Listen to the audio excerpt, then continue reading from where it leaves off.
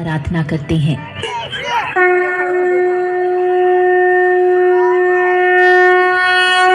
इसी दिन मां सरस्वती का अवतरण हुआ था। सृष्टि के निर्माण के वक्त भगवान विष्णु के निर्देश के अनुसार ब्रह्मा जी ने पृथ्वी लोक में मनुष्य योनि की रचना की। उसके पश्चात ब्रह्मा जी एक बार पृथ्वी लोक का चक्कर लगाने निकले।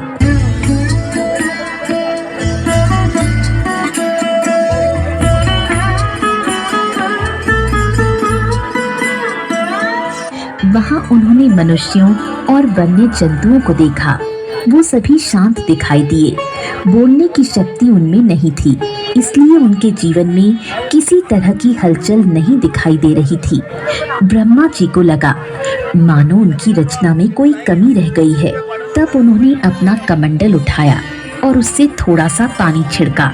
तभी वहां एक अलौकिक प्रकाश उत्पन्न हुआ। उस प्रकाश के मध्य से एक चतुर्भुजी देवी प्रकट हुई।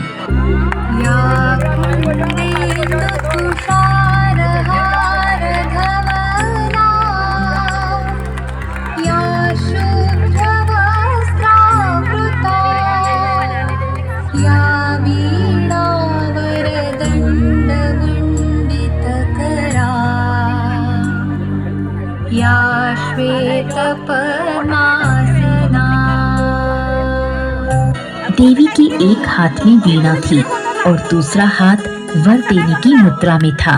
तीसरे हाथ में पुस्तक तथा चौथे हाथ में माला थी। देवी ने अपने जन्मदाता ब्रह्मा जी को प्रणाम किया। वो ब्रह्मा जी की पुत्री मां सरस्वती कहलाईं।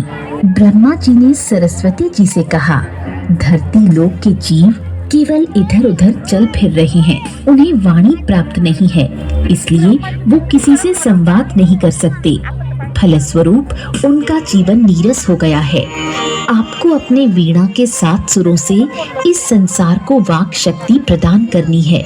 उन्हें स्वर देना है ताकि वो आपस में विचारों का आदान प्रदान कर सकें। उन्हें एक दूसरे को समझने में आसानी हो सके। पुत्री होने के नाते ब्रह्मा जी की आज्ञा का पालन करना सरस्वती जी का कर्तव्य था। उन्होंने अपनी वीणा के तारों को हल्के से छेड़ा। उससे जो मधुर ध्वनि उत्पन्न हुई तो सभी मानव जाति और वन के पशुओं को मानो वाणी का वरदान मिल गया। सभी जीव बोलने लगे। वीणा के स्वर ने उन्हें मुखर बना दिया था। यहाँ तक कि नदियाँ, झरने आदि कल कल आवाज करके बहने लगे। हवाएं भी सन सन आवाज करके बहने लगी। वातावरण में चारों तरफ मानो मधुर संगीत गूंज उठा। इतने दिनों से व्याप्त सन्नाटे का अंत हुआ। तब से लोग विद्या, ज्ञान और संगीत की देवी के रूप में सरस्वती जी की पूजा अर्चना करने लगे।